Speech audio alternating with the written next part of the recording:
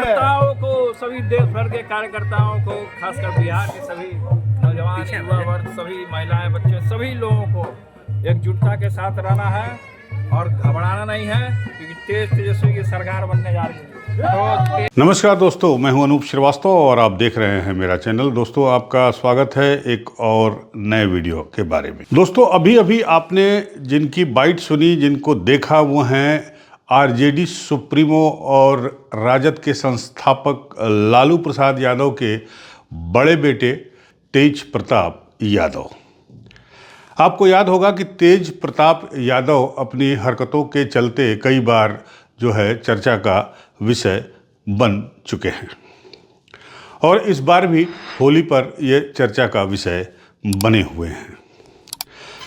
हमारा वीडियो आज इसी पर आधारित है कि क्या तेज प्रताप यादव की हरकतों से, उनके बयानों से तेजस्वी यादव जो इस बार दावा कर रहे हैं कि नीतीश कुमार की ये आखिरी सरकार है, नीतीश कुमार के मुख्यमंत्री काल का ये आखिरी समय चल रहा है, ये बरकरार रह पाएगा? हम आपको दो उदाहरण देते हैं, दो दृष्टांत दिखाते हैं। तेज प्रताप यादव जो कि तेजस्वी यादव के बड़े भाई हैं और जिन्होंने अभी कहा कि एकजुट रहे बिहार की जनता और बिहार में तेज प्रताप की सरकार बनेगी, यानी तेजस्वी यादव के नेतृत्व में आरजेडी की सरकार, या यूं कहें इंडिया गठबंधन की, महागठबंधन की सरकार बनेगी। लेकिन सवाल यहाँ पर ये उठता है कि जिस प्रकार की हरकतों के लिए जाने जाते हैं तेज प्रताप यादव, और या वो जिस तरह के बयान दे रहे हैं, उस पर क्या वो तेजस्वी यादव का गेम बिगाड़ देंगे, या उनके कारण तेजस्वी यादव का गेम बिगड़ भी सकता है? भाजपा इसको लपक भी सकती है, एनडीए इसका लाभ उठाने की पूरी कोशिश कर सकता है। आप बने रहिएगा हमारे साथ, हम इस वीडियो में इसी बात पर चर्चा करेंगे। हम आपको दो दृष्टांत दिखाते हैं जो कि अभी पिछले 48 घंटों के हैं, तेज प्रताप यादव के होली के दौरान जो उन्होंने किया और उस पर जो रिएक्शन आया है। तो आप बने रहिए हमारे साथ और हम आपको दिखाते हैं तेज प्रताप यादव के कारनामे, और क्या तेज प्रताप यादव के कारनामों के चलते हो सकता है नुकसान तेजस्वी यादव को। बने रहिए। तो जो दो मामले चर्चा में रहे, उसमें पहला मामला बिहार में 15 मार्च को आया। गौरतलब है कि पूरे हिंदुस्तान में होली 14 मार्च यानी शुक्रवार को मनाई गई, लेकिन पटना में होली 15 मार्च यानी शनिवार को मनाई गई। और लालू प्रसाद यादव के घर पर भी जमकर होली हुई और तेज प्रताप यादव ने भी जमकर होली खेली, कुर्ता फाड़ होली खेली, खूब दौड़ा कर लोगों को रंग लगाया, कपड़े फाड़े और उन दिनों की याद दिला दी जब लालू प्रसाद यादव इसी प्रकार से होली खेला करते थे। अब तेज प्रताप यादव यहीं पर नहीं रुके, उन्होंने एक कदम आगे बढ़ते हुए वहाँ जो डीजे बज रहा था या जो गाने बजाने वाले आए थे, उनसे उन्होंने फरमाइश की कि भाई आप एक गाना गाओ, और वहाँ पर मौजूद उनके बॉडीगार्ड या यूँ कहें उनकी सुरक्षा में तैनात जो पुलिस के जवान थे, उनसे उन्होंने कहा कि अब ये गाना बजेगा तो आप ठुमका लगाइएगा और नहीं लगाइएगा तो सस्पेंड कर देंगे। जी हाँ, तेज प्रताप यादव का ये बयान आप सुन लीजिए। उसके बाद हुआ क्या, ये भी हम आपको बताएंगे कि तेज प्रताप यादव की इस फरमाइश के बाद बेचारे सिपाही का क्या हुआ है। पहले आप तेज प्रताप का ये अंदाजे बयां होली के मौके पर देख लीजिए। और अभी सुनिए, सिपाही, दीपक, एक गाना बजाएंगे, उसमें तुमको ठुमका लगाना, ठीक है? बुरा मत मानो, होली है, आज नहीं ठुमका लगाओगे तो सस्पेंड कर दिए जाओगे। बुरा मत मानो, होली है। बाबा हरिहर नाथ सोनापुर में होली खेले। तो ये पहला कांड था होली के मौके पर तेज प्रताप यादव का, जो काफ़ी चर्चित हुआ, सोशल मीडिया पर काफ़ी वायरल हुआ, नेशनल मीडिया में भी इसे खूब दिखाया गया। तेज प्रताप यादव के बारे में ये रिपोर्ट आपने भी देखी होगी। नतीजा क्या हुआ? नतीजा ये हुआ कि 24 घंटे बीतते बीतते बेचारे इस सिपाही को, जिसने तेज प्रताप के कहने पर मजबूरी में ठुमका लगाया, उसको लाइन हाजिर कर दिया गया और पटना पुलिस लाइन भेज दिया गया। ये था पहला इंसिडेंट जिसमें तेज प्रताप यादव चर्चा में रहे। दूसरा इंसिडेंट भी आपको बताते हैं। अब तेज प्रताप यादव अपनी स्कूटी से बाहर निकले अपने घर से होली खेलने के बाद, और उसके बाद स्कूटी चलाते हुए, जैसा कि आप देख रहे हैं, वो पटना के मुख्यमंत्री आवास, सरकारी आवास एक अन्य मार्ग की ओर गए। और वहाँ तक जाने के बाद सिर्फ गए ही नहीं, उन्होंने वहाँ पर कहा कि अरे पलटू चाचा कहाँ हैं।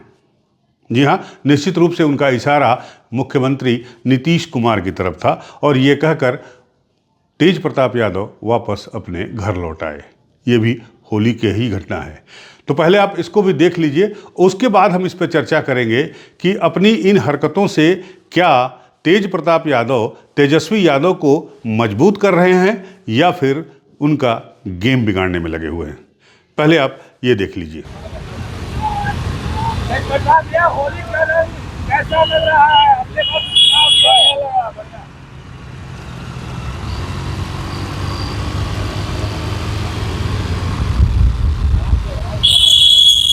तो देखा या आपने तेज प्रताप यादव की होली की मस्ती, किस तरह से उनके ऊपर होली का खुमार चढ़ा हुआ था, और इसका भी नतीजा क्या हुआ।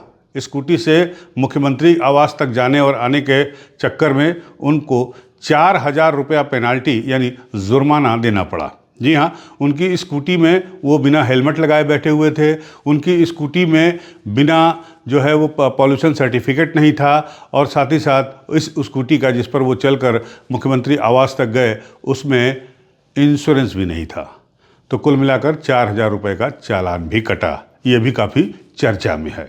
तो अपनी इन दो हरकतों की वजह से तेज प्रताप यादव चर्चा में हैं। अब आते हैं बिहार के चुनावी गणित पर। तो पहले बात कर लेते हैं आरजेडी के बारे में, जिसका कि नंबर ऑफ सीट्स जो है 2015 में 80 सीटें थी विधानसभा में, और उसके बाद जो 2020 में चुनाव हुआ उसमें पहले उनको 75 सीटें मिली थी। बाद में 3-4 सीटें और बढ़ गई। जो ओवैसी की पार्टी के विधायक थे वो उनके साथ आ गए, लेकिन वो सिंगल लार्जेस्ट पार्टी थी। सरकार भले एनडीए ने बनाई बीजेपी और जेडीयू के सहयोग से। अब उसके बाद से ही तेज प्रताप यादव, या यूँ कहें तेजस्वी यादव, ये कह रहे हैं कि ये नीतीश कुमार का अंतिम कार्यकाल है। उन्हें पूरा भरोसा है, उनके बयानों पे अगर आप जाइए तो उन्हें पूरी तरह से इस बात का यकीन है कि इस बार जो है, पिछली बार थोड़ी सी कसर रह गई थी, लेकिन इस बार वो अपनी कसर पूरी कर लेंगे और नीतीश कुमार एंड पार्टी या इंडिया गठबंधन को हराकर वो बिहार के मुख्यमंत्री बन जाएंगे। अब जरा बिहार के वोटर्स पर भी ध्यान दे दीजिए। बिहार में कुल 7 करोड़ 80 लाख मतदाता हैं, जिसमें से 4 करोड़ 70 लाख मतदाता जो है, 4 करोड़ 7 लाख मतदाता जो है वो पुरुष हैं, और महिला मतदाताओं की संख्या 3 करोड़ 72 लाख के आसपास है। अब आप सोचिए कि 3 करोड़ 72 लाख मतदाताएं हैं, महिला मतदाता हैं, जिन्होंने पिछली बार तमाम अटकलों को झुठलाते हुए, एंटी इनकम्बेंसी को गलत बताते हुए नीतीश कुमार को एक बार फिर से बिहार की सत्ता सौंप दी। यह बात अलग है कि जेडीयू वो पिछले विधानसभा चुनाव में तीसरे नंबर की पार्टी थी, लेकिन नीतीश की शराबबंदी से अगर बिहार में कोई सबसे ज़्यादा खुश है तो वो है महिला मतदाताएं। आप इन 3 करोड़ 72 लाख महिला मतदाताओं की उपेक्षा या उन्हें इग्नोर नहीं कर सकते हैं, और तेज प्रताप यादव की इन 2 हरकतों को अगर बिहार के महिला मतदाताओं ने देखा है या देखा ही होगा, तो आप समझ सकते हैं कि तेजस्वी यादव के महागठबंधन पार्टी के उम्मीदवारों को महिला मतदाताएं बिहार की वोट देने के पहले सोचेंगी या नहीं सोचेंगी। ये सबसे बड़ा सवाल है।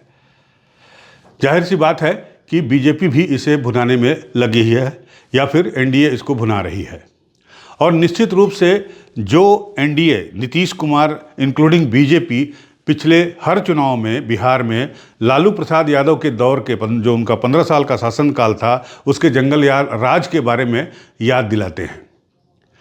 तेजस्वी यादव भी अब कहते हैं कि इनकी सुई वहीं अटक गई है, 2005 के पहले इनकी सुई अटकी हुई है और हर इनके पास कहने को कुछ नहीं है, और 2005 के पहले जंगल राज कहते हैं। लेकिन तेजस्वी यादव को ये सोचना चाहिए कि आखिर बीजेपी या नीतीश कुमार जेडीयू इस बात को क्यों कहते हैं। इसकी एक बानगी उनके भाई, बड़े भाई तेज प्रताप यादव ने इस होली में दिखाई। इन दो घटनाओं से क्या आपको नहीं लगता कि बिहार का जो मतदाता है, खासकर जो महिला मतदाता है, वो आरजेडी या फिर तेज प्रताप यादव को लेकर या आरजेडी के नेताओं को लेकर क्या सोच उसके अंदर डेवलप होगी? क्या वो आरजेडी की तरफ आकर्षित होगा? क्या वो महागठबंधन के उम्मीदवारों को उस हिसाब से वोट देगा जिस हिसाब से पिछले विधानसभा चुनाव में वोट दिया था? सोचने वाली बात है। आप भी सोचिएगा। मुझे लगता है कि तेजस्वी यादव को भी सोचना चाहिए कि अगर उन्हें चुनाव जीतना है तो उनके भाई या उनके पार्टी के नेताओं के द्वारा कोई भी ऐसा बयान, कोई भी ऐसी हरकत नहीं करनी चाहिए जिसका मैसेज वोटरों के बीच में गलत जाए, क्योंकि ऑलरेडी आपके 15 साल का मैसेज जो है वो अच्छा नहीं है। तो बताइएगा कमेंट करके इसके बारे में, आरजेडी की जो संभावनाएं हैं विधानसभा चुनाव में उसको लेकर, साथ ही साथ तेज प्रताप यादव ने जो ये हरकत की उसको लेकर क्या सोचते हैं आप? आपके कमेंट्स का हमें इंतज़ार रहेगा, हम आपके कमेंट्स का जवाब देंगे। और अगर आपको हमारा ये वीडियो पसंद आया तो हमारे चैनल को लाइक और सब्सक्राइब करना बिल्कुल मत भूलिएगा। मिलते हैं आपसे अगले वीडियो में, तब तक के लिए जय हिंद,